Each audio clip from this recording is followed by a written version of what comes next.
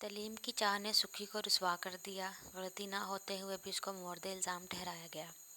इतनी तरक्की होने के बावजूद न जाने हमारे गांव में रहने वाले क्यों नहीं बदले। जहालत और सोच की पसमानदगी यकीनन बहुत सी लड़कियों की ज़िंदगी तबाह कर चुकी है। आखिर सुखी के साथ हुआ क्या, आपको बताती हूँ। मेरे ताया की बेटी सुखी बहुत अच्छी लड़की थी। वो माँ बाप की इतनी फर्माबरदार थी कि सब रिश्तेदार अपनी बच्चियों को इसकी मिसालें दिया करते थे। अगरचे गरीब घराने से उसका ताल्लुक था, मगर वो ना लालची थी और ना किसी शहजादे के ख्वाब देखती थी। वो बस कहती कि काश मेरे अब्बू मुझे पढ़ने की इजाज़त दे दें तो मेरी ज़िंदगी संवर जाए। बताती चलूँ कि हम एक गांव में रहा करते थे जहां लड़कियों को पढ़ाना बुराई तस्वर किया जाता था। सारे गांव के लोग पुराने ख्यालात के थे, आज के ज़माने से सदियों पीछे थे। वैसे रस्म व रिवाज के पाबंद थे जिनका तरक्की याफ्ता दौर में तसव्वुर भी नहीं किया जा सकता। सुखी का बाप ट्रक चलाता था। वो ट्रक पर फ्रूट लाद कर दूसरे शहरों में ले जाता था। इस तरह वो हलाल की रोज़ी कमाकर अपने बच्चों का पेट पाल रहा था। गुर्बत के बावजूद मेरे ताया की गांव में बहुत इज्जत थी कि वो गलत तरीक़ों से दौलत कमाने का बुरा जानता था। काफ़ी अरसे से बड़े शहरों में आने जाने से उसके जहन में काफ़ी तब्दीली आ गई थी। अब वो लड़कियों की तालीम को बुरा नहीं समझता था, लेकिन बरादरी के एतराज़ात से बचने के लिए सुक्की को स्कूल नहीं भेजता था। एक दिन उसने देखा कि उसकी बेटी पड़ोस की लड़की की मिन्नत समाजत कर रही है कि उसे पढ़ना लिखना सिखा दे। यहाँ तक कि उसने पड़ोसन लड़की के पाँव को भी हाथ लगाए, जिस पर ताया को गैरत आई और उसने बेटी के सर पर हाथ रख कर कहा, मेरी बच्ची, तुम मेरी लाज रखना, मैं तुम्हारी ख्वाहिश ज़रूर पूरी करूँगा। मैं तुम्हें अपने गांव के स्कूल में मिडिल तक तालीम दिलवाऊँगा। चूँकि हमारे गांव में लड़कियों का स्कूल मिडिल तक ही था, लिहाजा सुखी ने अपने बाप से वादा किया कि वो उनकी इज्जत की लाज रखेगी। हरगिज़ ऐसा मौका न देगी कि बाप को दुनिया के सामने शर्मिंदा होना पड़े। यूँ ताया ने उसके स्कूल में दाखिल करवा दिया। उसकी क्लास में एक अमीर बाप की बेटी हसन बानो भी पढ़ती थी, जिसने सुखी की अच्छी आदत और नरम मिजाजी के सबब उसे पसंद कर लिया और दोनों की दोस्ती हो गई। वो कार में आती जबकि सुखी पैदल स्कूल जाती थी। हसन बानो का भाई अक्सर गाड़ी पर अपनी बहन को स्कूल छोड़ने और लेने आता था। उसका नाम जमान खान था। वो हुस्न परस्त नौजवान था। जब उसने सुखी को देखा तो इस पर फ़िरफ़्ता हो गया। चाहता था कि ये लड़की मुझसे कलाम करे, लेकिन वह छुट्टी के वक्त जब अपने घर के सिमत रवां दवां होती तो हर शय से बेनियाज होकर चलती। उसे ज़माने की हवा न लगी थी। कई बार हसन बानो ने कहा कि आओ सुखी, मैं तुम्हें तुम्हारे घर तक छोड़ दूँ। हम एक ही रास्ते से आते जाते हैं, तुम मेरी गाड़ी में बैठ जाओ। मगर सुखी ने इनकार कर दिया। कहा कि जब मुझे पैदल ही जाना है तो फिर किसी की गाड़ी में बैठने का क्या फ़ायदा। मेरे वालिद की भी इजाज़त नहीं है कि मैं किसी की गाड़ी में बैठूं। मेरी छोटी बहन को भी ताया ने वालिद से कहकर स्कूल में दाखिल करा दिया था। उस तरह ये दोनों इकट्ठे आती जाती थी। मेरे वालिद भी काफ़ी सख्त मिजाज आदमी थे। ये दोनों वक्त पर स्कूल जाती और वक्त पर घर आ जाती। कभी किसी सहेली के घर या इधर उधर नहीं जाती थी। इसी तरह वक्त तेज़ी से गुजरता रहा और ये 8वीं क्लास तक पहुंच गई। ताया खुश थे कि सुखी बहुत अच्छे नंबर लाई थी। स्कूल की स्थानियाँ उसकी तारीफ़ करती थी। उन्हें उम्मीद थी सुखी बोर्ड के इम्तहान में पोजीशन लेगी और उनके स्कूल का नाम रोशन करेगी। हुआ भी ऐसा ही। निडल के सालाना इम्तहान में उसने नुमाया कामयाबी हासिल की। टीचर ने घर आकर उसके वालिदैन को मुबारकबाद दी। ताया बहुत खुश थे। उन्हें अपनी बेटी पर फ़ख्र महसूस होता था। हम सब उसकी शानदार कामयाबी पर खुश थे। खुश नहीं था तो एक ज़मान, क्योंकि वो अभी तक सुखी से बात करने में कामयाब नहीं हो सका था। इसके दिल में ये आरज़ू शदीद होती जा रही थी कि वह सुखी को अपनी जानिब माइल कर ले। ताहम अपनी बहन से ये बात नहीं कह सकता था, क्योंकि ये एक मायूब बात थी। पहले वह स्कूल आते जाते उसका दीदार कर लेता था। अब सुखी ने स्कूल आना बंद कर दिया था और घर बैठ गई थी।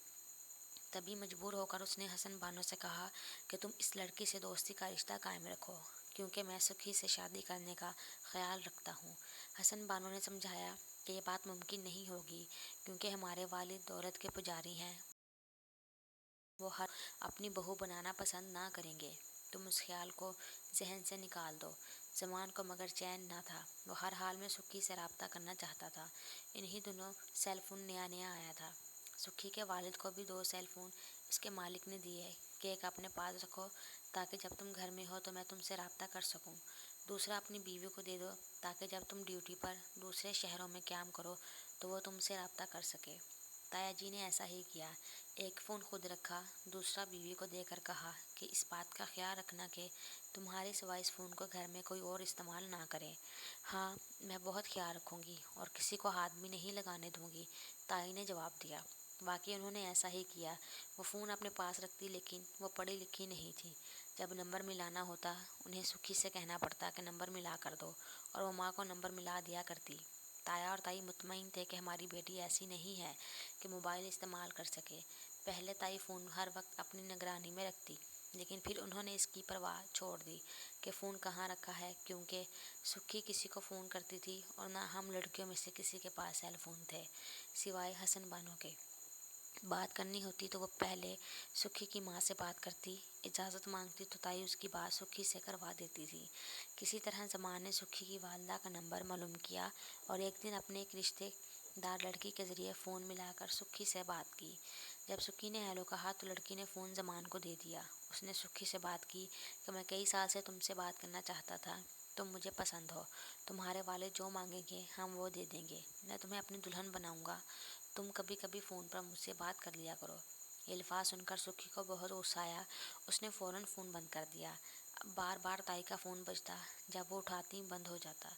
वो समझती कि रॉन्ग नंबर है, कोई तंग कर रहा है, लेकिन सुखी को इल्म था ये कोई और नहीं ज़मान है। उसने किसी तरह हुसन बानो से राब्ता किया और कहा कि अपने भाई को समझाओ ऐसा ना करे। अगर मेरे बाबा जान को इल्म हो गया तो मेरे साथ ही नहीं उसके साथ भी बहुत बुरा होगा। ज़मान मगर कहाँ समझने वाला था, वो एक ज़िद्दी लड़का था। उसने कोशिश जारी रखी। इत्तेफाक से इन्हीं दिनों उसके घर का कोई शीशा टूटा, जिससे उसकी कलाई ज़ख्मी हो गई। उसने फ़ौरन अपने खून से सुखी को ख़त तहरीर किया कि अगर तुमने मुझसे फ़ोन पर बात नहीं की तो मैं जान दे दूँगा। मैंने ये ख़त अपनी कलाई काट कर तहरीर किया है। उसने ख़त मौका देखकर एक बच्चे के हाथ भेज दिया, जो उसे हिफाजत से मिल गया। उसने ख़त खोलकर पढ़ा तो बहुत परेशान हुई, क्योंकि ख़त खून से लिखा हुआ था और ज़मान का नाम भी तहरीर था। अगर तुमने जवाब नहीं दिया तो मैं अपनी शहरत काट लूँगा। इसकी धमकी से वो बेचारी डर गई। इत्तेफाक के वो हमारे घर आई तो हसन बानो भी अपनी वालिदा के हमरा आई हुई थी, क्योंकि उसकी माँ से मेरी अम्मी की भी सलाम दुआ थी। सुखी ने हसन बानो की खैरियत पूछी। वो बोली, खैर नहीं है, क्योंकि मेरे भाई की कलाई बुरी तरह ज़ख्मी हो गई थी और अब वो अस्पताल में दाखिल है। ये सुनकर सुखी परेशान हो गई। तभी हसन बानो ने कहा, तुम जानती हो कि ये सब कुछ तुम्हारी वजह से हुआ है। अब अगर तुम उसकी ज़िंदगी चाहती हो तो एक बार मेरे भाई को अस्पताल देखाओ, ताकि वो जल्द सेहतयाब हो जाए। वो सादा दिल लड़की ऐसे झमेलों में नहीं पड़ना चाहती थी, लेकिन ये भी ना चाहती थी कि उसकी वजह से किसी की जान चली जाए। उसने कहा कि तुम अपने भाई को समझाओ, ऐसा नहीं हो सकता। मैं उसके साथ राब्ता नहीं रख सकती, क्योंकि अपने वालिद से वादा किया है कि उनकी इज्जत की लाज रखूँगी। वो बोली, मैं कब कहती हूँ कि तुम उसके साथ मोहब्बत करो। मैं ये चाहती हूँ कि तुम एक बार उसे मिलकर समझा दो, ताकि वो दोबारा ऐसी कोई हरकत ना करे जिससे तुम लोगों या हमारी इज्जत में फ़र्क आए। यूँ कह सुनकर हसन बानो ने उसे राज़ी किया और अपने साथ घर से उसे अस्पताल ले गई। सुखी ने कहा, अगर मेरी माँ पूछे कि कहाँ गई है तो कोई बहाना कर देना।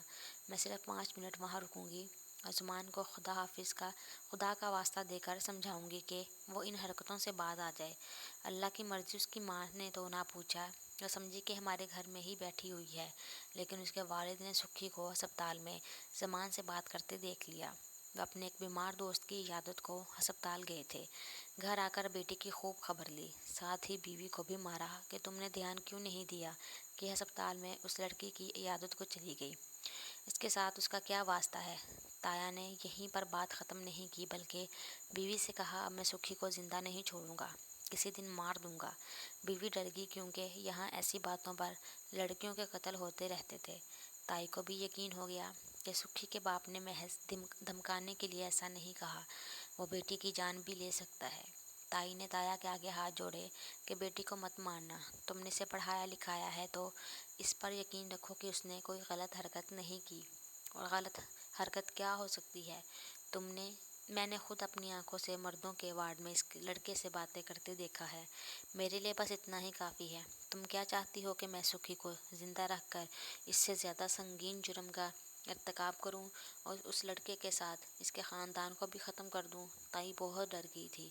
उन्होंने शोहर के कदमों को छू कर कहा, क्या इसके अलावा कोई हल नहीं हो सकता है? अगर लड़के का बाप हमें 100 भेड़ें دے کر ہماری لڑکی کا رشتہ مانگ لے، کیونکہ وہ پیسے والا ہے، اتنی بھیڑیں دے سکتا ہے۔ یہاں بہت سے قبیلوں میں اب بھی یہی رواج ہے کہ لڑکی کا رشتہ طے کرتے وقت کچھ رقم نقد یا مال مویشی کی صورت میں لڑکے والوں سے لے کر رشتہ دیا جاتا ہے، اور یہ رقم بیٹی کی شادی پر خرچ کر دی جاتی ہے، اسے ایک رسم کے طور پر لیا جاتا ہے۔ اس طرح لڑکی والوں کی عزت ہوتی ہے۔ میرا تایا جی چونکہ نگری نگری گھومتے تھے، لہٰذا وہ بیٹی کو سزا نہیں دینا چاہتے تھے، جو یہاں کا رواج تھا کہ اگر لڑکی کسی غیر لڑکے سے رابطہ رکھے تو اسے یا دونوں کو ہی جان سے مار دیا جائے۔ تائی نے کہا، ٹھیک ہے، میں جا کر حسن بانو کی والدہ سے بات کرتی ہوں، مجھے امید ہے وہ میری بات مان لے گی اور شوہر کو راضی کر لے گی۔ یوں وہ زمان کے گھر میری امی کے ساتھ گئی، معاملے کی سنگینی بتا کر منت سماجت کی کہ اگر تمہارا لڑکا چاہتا ہے تو شوہر کو راضی کرو، وہ عزت سے رشتہ مانگ کر میری لڑکی کو بہو بنا لے، ورنہ میرا شوہر سکھی کو مارنے کی قسم کھا چکا ہے، خدا کے واسطے مجھ پر رحم کرو۔ عورت کا دل تائی کے آنسو دیکھ کر پسیج گیا۔ حسن بانو نے بھی اپنی ماں سے کہا کہ زمان کب سے سکھی سے رابطے کی کوششوں میں تھا، مگر وہ اس کو موقع نہ دیتی تھی، تو میں ہی سکھی کو اسپتال لے گئی تھی کہ وہ بھائی کو سمجھائے۔ خاتون نے شوہر سے بات کی۔ وہ دولت مند آدمی غرور کا مارا ہوا تھا۔ اس نے نہ صرف انکار کیا بلکہ بیوی سے کہا کہ آئندہ مزدور کی یہ عورت ہمارے گھر نہ آئے، اپنی اوقات میں رہے۔ بیوی نے سمجھایا کہ تمہارا بیٹا ہی مسئلہ پیدا کر رہا ہے، کسی دن وہ بھی سکھی کے ساتھ مارا جائے گا، پھر تم کیا کرو گے؟ یہ دولت تمہارے کس کام آئے گی؟ ہمارا ایک ہی بیٹا ہے۔ زمان کے والد نے کچھ دیر سوچا، پھر کہا، میں زمان سے بات کرتا ہوں، اگر وہ ہاں کر دے گا تو ہم رشتہ لے لیں گے۔ باپ نے بیٹے سے بات کی تو حیرت کی بات ہے کہ اس نے صاف انکار کر دیا۔ کہا کہ سکھی کو میں اس قابل نہیں سمجھتا کہ ہمارے گھر کی بہو کہلائے، آپ اس کی ماں کو انکار کر دیں۔ ماں مجبور ہوگی کیونکہ باپ اور بیٹے دونوں نے سکھی کا رشتہ قبول کرنے سے انکار کر دیا تھا۔ تایا نے بیوی سے کہا، وہ لوگ عزت کے ساتھ رشتہ لینے پر راضی ہیں؟ جواب ملا کہ نہیں، انہیں دولت کا گھمنڈ ہے، یہ رشتہ ممکن نہیں ہے، انہوں نے ہمیں کمتر سمجھ کر انکار کر دیا ہے۔ اب تم کیا کرو گے؟ کیا سکھی کو واقعی مار دو گے؟ میں یہ نہیں کر سکتا، مگر بھابھی کو ہمراہ لے کر زمان کے والد کے پاس گئی، یہ تم نے غلطی کی، اب بات کھل جائے گی، وہ اپنے میکے میں ضرور یہ بات بتلائے گی، اس لیے مجھے سکھی کو اپنے گھر سے روانہ کرنا پڑے گا۔ یوں تایا نے بیٹی کی جان تو بخش دی، لیکن اسے دور دراز کے گاؤں میں ایک شخص کے ہاتھ فروخت کر دیا تاکہ نہ رہے بانس اور نہ بجے بانسری۔ جس شخص نے اسے خریدا اس نے اپنے بیٹے کا گھر بسانا تھا۔ وہ ایک بزرگ آدمی تھا۔ سکھی کا نکاح بیٹے سے کیا اور اسے بہو بنا کر اپنے گھر میں رکھ لیا۔